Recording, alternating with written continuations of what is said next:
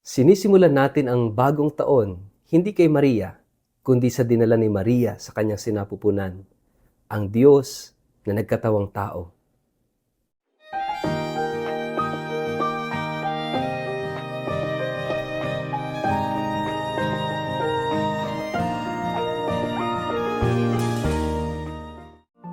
Ang mabuting balita ng Panginoon ayon kay San Lucas. Nagmamadali silang pumunta roon at natagpuan nila sina Maria at Jose at naroon ang sanggol na nakahiga sa sabsaban. Nang makita ng mga pastol ang sanggol, isinalaysay nila ang sinabi ng anghel tungkol dito. Namangha ang lahat ng nakarinig sa sinabi ng mga pastol. Tinandaan ni Maria ang mga bagay na ito at ito'y kanyang pinagbulay-bulayan. Umalis ang mga pastol na nagpupuri sa Diyos at nagpapahayag ng kanyang kadakilaan dahil sa lahat ng narinig nila at nakita, ayon sa sinabi sa kanila ng anghel. Pagsapit ng 8 araw, tinuli ang bata at pinangalan ng Jesus.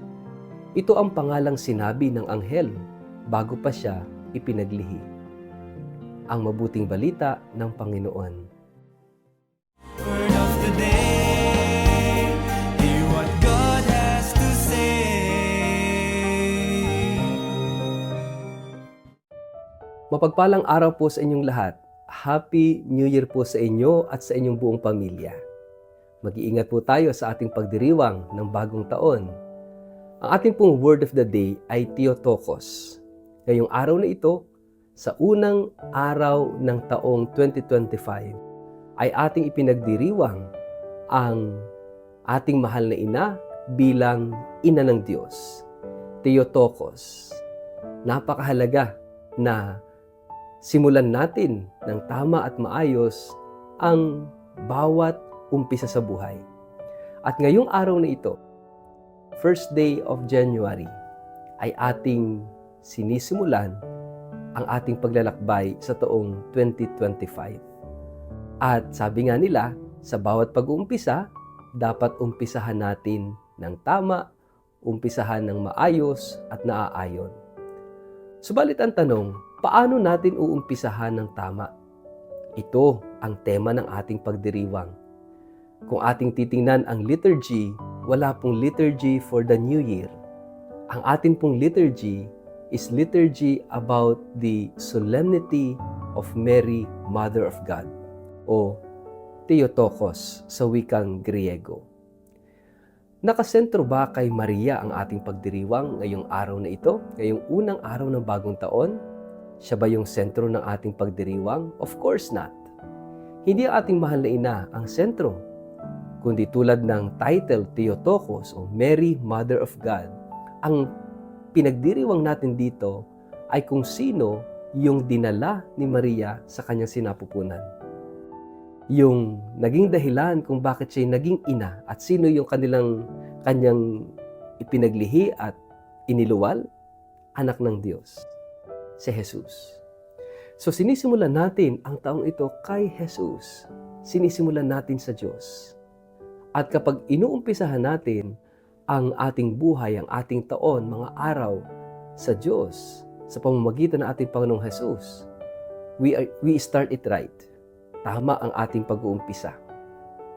Kaya nga, tayo ay nasa 8 araw ng ating Christmas octave, no? Yung ating pagdiriwang ng Kapaskuhan. At sabi rin sa ating gospel ngayon, sa 8 araw, si Jesus ay tinulian. It's the circumcision of the Lord. Hindi lang yon, si Jesus ay pinangalanan katulad ng ibinigay ng anghel na siya tatawaging Jesus. So napakarami ang celebration natin ngayong araw na ito. Ang pagtutuli sa batang si Jesus, ang pagpapangalan kay Jesus, at ang pagiging ina ng ating mahal na ina, ang ina ng Diyos. Pero ano lahat ang sinasabi nito? Mga kapatid, that Jesus is God. Si Jesus ay Diyos. Hindi lang siya ordinaryong tao. Si Jesus ay Diyos at tao. 100% human, 100% divine. Sinisimulan natin ang taon na ito sa Diyos. At napakahalaga po nito mga kapatid. Kasi kapag inumpisahan natin ang taon natin sa Diyos, which means everything is all about God. Na yung buong taon, lahat ng buwan at araw at oras sa buhay natin sa buong taong ito, everything is all about God. Lahat tungkol sa Kanya. Kaya nga ito isang magandang paalala sa ating lahat mga kapatid, to always go back to God. Lahat may katapusan, lahat ay may panibagong umpisa. Sa bawat pagtatapos ay may panibagong simulain. Kaya nga tinapos natin ang taong 2024 upang sa ganoon ay salubungin natin ang taong 2025. At napakaganda dahil sa pagsalubong natin we celebrate the Theotokos, that Mary is the Mother of God. So pangunahin na pagdiriwang ay tungkol sa Diyos, pangalawa lang si Maria. Pangunahin ay ang Panginoong Jesus na iniluwal ng ating mahal na inang si Maria. But of course, hindi natin isinasantabi yung naging mahalagang papel ni Maria sa kwento ng kaligtasan. The name Jesus means Savior, tagapagligtas at tagapagligtas ng mundo. Hindi lang ng selected few, hindi lang ng iilan-ilan, kundi tagapagligtas ng mundo. Jesus is the Savior of the world. Kaya nga, napakahalaga ng naging role ni Maria, ang ating mahal na ina, sa kwento ng kaligtasang ito. At lahat ng may mahalagang tungkulin o role sa kwento, mahalaga rin sa kwento. Kaya sa buhay natin mga kapatid, mahalaga si Maria sa buhay natin. Sapagkat siya ang naghatid sa atin ng kaligtasan, siya ang naghatid sa atin sa ating Panginoong Jesus. At ito'y kanyang misyon, ito yung kanyang bukasyon, na hindi lang dalahin si Jesus sa atin, kundi tayo rin ay dalahin ni Maria kay Jesus. Sabi nga, to Jesus through Mary. Kaya nga it is unthinkable to talk about Jesus without talking about Mary. Dahil si Maria ay naging instrumento ng Ama para ang kanyang plano ng kaligtasan ay maisakatuparan sa pamamagitan ng pakikibahagi ni Maria sa banal at dakilang kalooban ng Diyos. Kaya nga mga kapatid, sa pag-uumpisang ito ng ating taon, magandang tingnan natin ang ating sarili. Noong nakaraang taon, ano ba yung mga dapat nating ayusin at baguhin? Noong nakaraang taon, nag-umpisa ba tayo sa Diyos? At itinuloy-tuloy ba natin na kasama ang Diyos sa bawat kwento, sa bawat araw ng buhay natin? Kung hindi, we are given another chance, another opportunity. Ngayong araw na ito ay binibigyan tayo ng Diyos ng panibagong pagkakataon na mag-umpisang muli, mag-umpisa ng tama, and that is only possible if we start with God, if we start with Jesus.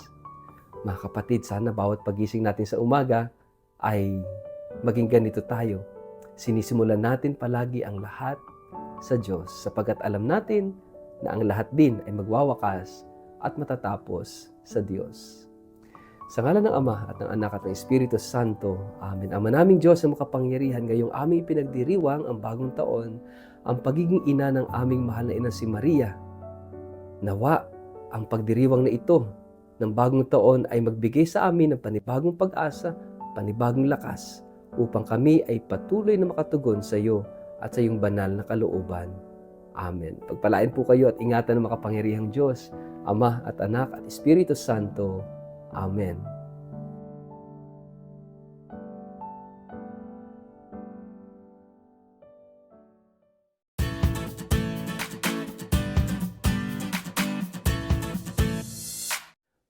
Mag-like, follow at subscribe sa Word of the Day para sa inyong pang-araw-araw na inspirasyon.